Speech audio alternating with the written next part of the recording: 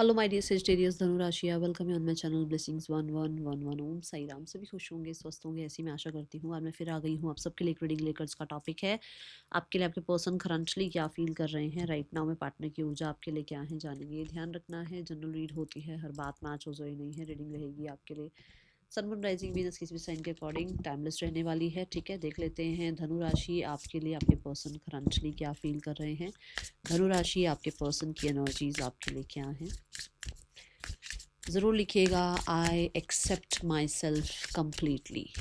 Celtic cross pattern करने वाले हैं हम, तो इसमें कहीं ना कहीं बहुत डिटेल जाने वाली है रीडिंग। देख लेते हैं आपके लिए आपके पर्सन की एनर्जीज क्या हैं धनु राशि।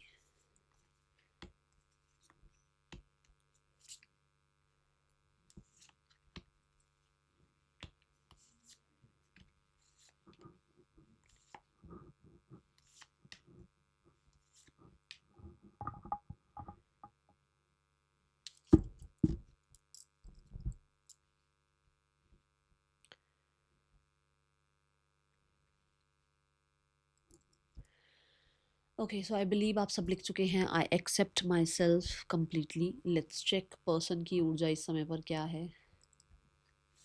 धनु राशि आपके पार्टनर की एनर्जी क्या है। Oh, we have the queen of wands, very confident, थोड़ा स्टबन भी बोलूँगी और थोड़ा ये भी बोलूँगी कि रूल करने वाला इंसान। ठीक है, क्वीन ऑफ वॉन्ड्स किसी की नहीं सुनती, किसी की नहीं सुनती। क्वीन ऑफ वॉन्ड्स किसी की नहीं सुनती है और ये पर्सन इस समय पर बहुत पावरफुल, बहुत कॉन्फिडेंट नज़र आ रहे हैं। हाँ, ये बहुत वेट के बाद इस इंसान के अंदर बदलाव आया है, एक ठहराव इस इंसान के अंदर आया है। ये हो सकता है इस इंसान ने बहुत लाइफ में एक्सपीरियंस करने के बाद ये चीज़ें सीखी हैं, बट भाई सीखी हैं। ओके, और आपको भी सीखनी चाहिए। मैं आपको भी बोल बोल के थक गई हूँ कि कॉन्फिडेंट रहा करो अपने आप को लेकर ना, बिल्कुल भी इसे डाउट वाली एनर्जी में मत जाया करो। ठीक है, ऐसा भी लग रहा है नेम फेम सक्सेस एंड कहीं ना कहीं हटी हो जाना थोड़ा सा, कि मतलब भाई मैं अपने अकॉर्डिंग चलूँगा या चलूँगी, मैं किसी के अकॉर्डिंग नहीं चलने वाला, मैं लोगों की वैलिडेशंस के पीछे नहीं भागने वाला। ऐसी एनर्जी में है ये इंसान। ठीक है, क्वीन ऑफ कप्स की एनर्जी है इस रिश्ते के लिए। इस रिश्ते के लिए क्वीन ऑफ कप्स होना मतलब कि इस इंसान को इस रिश्ते में हीलिंग मिलती है, प्यार मिलता है। ये रिश्ता इस इंसान को बहुत ज़्यादा सपोर्ट करता है इमोशनली। इस रिश्ते में इस इंसान को कहीं ना कहीं बहुत अच्छी एनर्जी फील होती है, सेलिब्रेशन फील होता है। ऐसा लगता है कि बस यहीं पे ये सिक्योर हैं। ये रिश्ता इस इंसान के लिए एक ऐसी एनर्जी है जहाँ कंफर्ट कह सकते हो आप, जहाँ पर ये कह सकते हो कि इसको दुनिया की जितनी भी सेटिस्फेक्शन मिली है, जितना भी दुनिया में एक सुख है ना, वो इस रिश्ते में इस इंसान को मिला है। ओके, मुझे फोर ऑफ वॉन्ड से बहुत सारे लोगों के लिए ऐसा लगता है कि ये पर्सन वापस से जैसे इस रिश्ते को रीबिल्ड करना चाहते हैं। एक टाइम लिया है उस इंसान ने, पेशेंस रखे हैं उस इंसान ने, और अगर सेपरेशन चल रहा है तो उसको लगता है यूनियन होना चाहिए, वापस से आप दोनों एक साथ आ जाने चाहिए। ठीक है, आप लोगों के बीच में टेम्परेरी प्रॉब्लम्स देखो हो सकता है आई हैं, बट अब वो चाहते हैं कि आप दोनों सेलिब्रेट करो, और सिर्फ वो और आप दोनों पार्टनरशिप में आएँ। ठीक है, आप दोनों मिलें, आप दोनों बातचीत करें, आप दोनों एक्सप्रेस करें अपनी फीलिंग्स, जो दोनों ही अभी आप गार्डेड करके बैठे हुए हो अपनी फीलिंग्स। ठीक है, वापस से वैसा एन्जॉयमेंट आ जाए जो शायद इतना ज़्यादा ना उसमें इमोशंस नहीं थे। मतलब कि आप लोग बहुत चिल-पिल रहते थे, बट बहुत ज़्यादा इमोशंस को इम्पोर्टेंस नहीं देते थे। बट अब छोटी-छोटी बातों पे बहुत सेंसिटिव हो गया है ये रिश्ता। आप और ये दोनों सेंसिटिव हो गए हैं, जिसकी वज़ह से इस रिश्ते में वो जो एक चीयर अप वाली एनर्जी थी ना, वो रह नहीं गई है, तो वो वापस से चाह रहे हैं उस चीज़ को। ओके, करंटली जो फीलिंग्स हैं, फीलिंग वाइज ये पर्सन देखो आपकी तरफ बड़ा सारा ध्यान लेकर आना, मतलब हो सकता है इस इंसान का आपकी तरफ ध्यान ही नहीं था। आपको और चीज़ों को इतना इम्पोर्टेंस देते थे कि आपकी तरफ ध्यान नहीं ले जा पा रहे थे, या एक्सपेक्टेशन जितनी आपकी थी शायद वो फुलफिल नहीं कर पा रहे थे। बट राइट नाउ में ऐसा लगता है कि जैसे उस इंसान को आपके साथ बैलेंस करना है रिश्ता, आपकी तरफ उसका ध्यान जाने लगा है। जैसे मान लो एक इंसान बहुत बिजी रहता हो, अब जब एक इंसान बहुत बिजी रहता है ना, तो उसका ये स्पेसिफिक लव रिलेशनशिप की तरफ ध्यान नहीं जाएगा, क्योंकि उसका शेड्यूल इतना पैक्ड है ना। तो यहाँ पर ऐसा हो रहा है कि इस इंसान का शेड्यूल जो बहुत पैक्ड था ना, वहाँ पर कहीं न कहीं थोड़ा बैलेंस आया है, जिसकी वजह से इस इंसान का ध्यान आपकी तरफ जा रहा है। आपसे चीज़ें बैलेंस करने के बारे में मन इसका हो रहा है, आपके साथ इक्वल गिव एंड टेक करने का मन है। ठीक है, एंड आपको अटेंशन देने का मन है। ओके, नाइट ऑफ कप्स मतलब हो सकता है बिल्कुल ही रोमांटिक नहीं थे, बिल्कुल भी आपकी तरफ इस इंसान को टाइम ही नहीं होता था कि आपकी तरफ देखें या आपसे मिल लें आकर या बात बात कर लें, बट अब शायद हो सकता है इनको वो टाइम मिलने लगा है। ये कह सकते हो कि लाइफ में ऑलरेडी कोई है जिसकी वजह से वो आपको पूरी तरीके से जस्टिस नहीं दे पा रहे हैं। ये हो सकता है कि लाइफ में अपनी, देखो सबके लिए तो नहीं है, बट अपनी लाइफ में ना किसी तरीके के ड्रीम पर काम कर रहे थे और वहाँ पर फाइनली कुछ चीज़ें अच्छी हो गई हैं जिसकी वजह से अब यहाँ इस इंसान का ध्यान जाने लगा है और ये आपके साथ चीज़ें ठीक करना चाह रहे हैं। रोमांटिकली आपके साथ थोड़ा और इन्वॉल्व होना चाह रहे हैं, रिलेशनशिप को और रोमांटिसाइज करना चाह रहे हैं। With the night of cups hopeful हैं कि चीज़ें हो सकता है बैलेंस हो जाए, ठीक हो जाए, अच्छी हो जाए आप दोनों के बीच में जो अभी तक शायद नहीं अच्छी हैं। ठीक है, 6 ऑफ पेंटिकल ये भी हो सकता है कि थोड़ा कॉम्प्रोमाइज़ करना, एडजस्ट करना। ठीक है, थोड़ा टाइम एडजस्ट कर लेना कि नहीं इतना, अगर ये आपको बिल्कुल ही निगलेक्ट कर रहे हैं तो कुछ तो आपको टाइम देना, ऐसी एनर्जी। ठीक है, दिमाग जो है वो है 9 ऑफ कप्स। दिमाग में कई बार ऐसा लगता है कि यार मेरे पास इतना कुछ है, मुझे क्यों जो है ना आउट ऑफ द बॉक्स जाकर चीज़ें करनी है। ठीक है ना, आउट ऑफ द कंफर्ट जाकर चीज़ें करनी है। कई बार दिमाग ये कहता है, दिमाग कई बार सेल्फिश हो जाता है इस इंसान का। ठीक है, 9 ऑफ कप्स।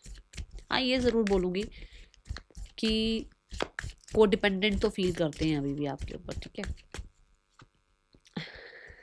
मैंने कहा ना उसके पास बहुत कुछ है भाई, ऐसा नहीं है कि वेला बैठा है इंसान या वेली बैठी है। मान जाओ इस बात को, वेला या वेली नहीं है वो, उसके पास बहुत सारे टास्क हैं। उसको पता नहीं किसको क्या क्या प्रूफ करना है, उसको लाइफ में पता नहीं क्या क्या अचीव करना है, क्या क्या उसकी गोल्स हैं। बट उसको ये लगता है आउट ऑफ द बॉक्स जाकर, देखो ये तो आप अपना भी सोचो, अगर मान लो आपकी लाइफ में 2 टास्क हैं, एक है कि फैमिली को संभालना है और एक है कि करियर को संभालना है। तो अगर आप दोनों को बैलेंस नहीं कर पा रहे हो और आपको पता है आपकी जॉब चली जाएगी अगर आपने करियर की तरफ ध्यान नहीं दिया, तो वो आप भी पहले करियर को संभालोगे। तो फैमिली वाले तो फिर भी बाद में समझा लेंगे, यार पहले अपने करियर को संभाल लेते हैं, अगर ऐसा कुछ है तो। ठीक है, क्योंकि हम फैमिली को फिर भी मना सकते हैं, समझा सकते हैं, हम अपने काम करियर में बॉसेस को या अपने टीममेट्स को या अपने बिजनेस को वापस से नहीं बिल्ड कर पाएंगे, समझा नहीं पाएंगे उनको, है ना। सो कई बार कई जगहों पर इंसान मजबूर भी होता है। तो हो सकता है ऐसा कुछ है कि उसकी लाइफ में ऑलरेडी बहुत कुछ चल रहा है जहाँ पर उसको लगता है कि आउट ऑफ द कंफर्ट जाकर चीज़ें कैसे कर दूँ उस इंसान के लिए। ठीक है, डिज़ायर है द मून, डिज़ायर है आपके साथ ट्रैवल करना, डिज़ायर है आपके साथ बहुत डीप कॉन्वर्सेशन में चले जाना, डिज़ायर है सब कुछ भूल भुला के, सब कुछ एक तरफ करके भाड़ में जाए सारा कुछ और आप दोनों कहीं ना कहीं गुम हो जाओ। आप दोनों मतलब एक साथ कहीं गुम हो जाओ और आप लोग कभी दुनिया के सामने आओ ही ना वापस। आप लोग बिल्कुल मतलब कुछ ना कुछ ऐसी स्ट्रैटेजी प्लानिंग कुछ ऐसा कि जिसके बाद आप दोनों कभी अलग ना हो, कुछ ऐसा फिक्स कर लेना जिसके बाद जैसे होता ना कि कोई थर्ड पर्सन, कोई थर्ड पार्टी कुछ भी हो, पर आप लोगों को कभी अलग ना किया जाए। एंड डिज़ायर इनकी बहुत ज़्यादा डार्क भी हो सकती है आपके लिए। ठीक है, मुझे सबके लिए तो नहीं बोलूँगी, बट ऐसा लगता है कि इनकी डिज़ायर है इस रिश्ते को हील करना, इस रिश्ते को फिक्स करना। Okay, nice. मून एनर्जी ना हीलिंग की बात करता है, मून एनर्जी नरिशमेंट की बात करता है। तो ये दोनों ही, ये इस रिश्ते में नरिशमेंट लाना, इस रिश्ते में हीलिंग लाना, इस इन दोनों इस इंसान की जो है एनर्जी है। And with the 3 of pentacle हो सकता है किसी की हेल्प से, ज़रूरी नहीं है सब कुछ खुद ही कर लेंगे, हो सकता है किसी की हेल्प से चीज़ों को ठीक करने की कोशिश करें आपके और अपने बीच में। और मून बहुत सारे लोगों के लिए ये बताता है कि हो सकता है आपका एक एक्स्ट्रा मैरिटल है जहाँ पर ये इंसान इस रिश्ते को छुपाए रखना चाहते हैं। ठीक है, now we have the card for intentions. Intentions है जो भी आप लोगों के बीच में स्टक है, जो भी आप लोगों के बीच में हुआ उस पर वो गिल्टी हैं और हो सकता है वो उस चीज़ पर कहीं ना कहीं थोड़ा सा क्लैरिटी देना चाहते हैं या आपसे सॉरी अपॉलॉजी करना चाहते हैं, या कहीं ना कहीं हो सकता है आपको किसी तरीके का ना कुछ कुछ इन्फॉर्मेशन देना चाहते हैं। ओके, जैसे ये हो सकता है, जैसे यहाँ पेज ऑफ सोर्ड है, मतलब हो सकता है उस इंसान ने कुछ सुना आपके बारे में, कुछ आपने सुना उनके बारे में, तो वो क्लैरिटी। ठीक है, कुछ लोगों के लिए पेज ऑफ सोर्ड से यस कुछ चैलेंजेस हैं जिनको ओवरकम करना चाहते हैं। कुछ लोगों के लिए उनकी अब दिमाग की बत्ती जल रही है कि उन्होंने बहुत ज़्यादा बोल दिया, वो गिल्टी फील कर रहे हैं। कुछ लोगों के लिए इंटेंशंस ये है कि वो इंसान आपके और अपने बीच में जो भी स्टक एनर्जी है उसको कट ऑफ करना चाहते हैं, क्योंकि एम्परर भी आ रहा है mid but on the deck. ठीक है, सो ये उनकी इंटेंशंस नज़र आ रही है। ब्लॉकेज क्या है? ब्लॉकेज है गुड लक चार्म। ब्लॉकेज पता है क्या है? अभी इस समय पर खुद कुछ ना करना और सिर्फ सोचना कि सब कुछ ठीक हो जाए। ठीक है। ब्लॉकेज ये है कि अपने आप सब कुछ ठीक हो जाए, मैनिफेस्ट हो जाए, सब कुछ अपने आप आगे सक्सेसफुल हो जाए, मुझे कुछ ज़्यादा करना ना पड़े। ब्लॉकेज ये भी है कुछ लोगों के लिए डिस्टेंस, आप दोनों के बीच में डिस्टेंस हो सकता है। ओके,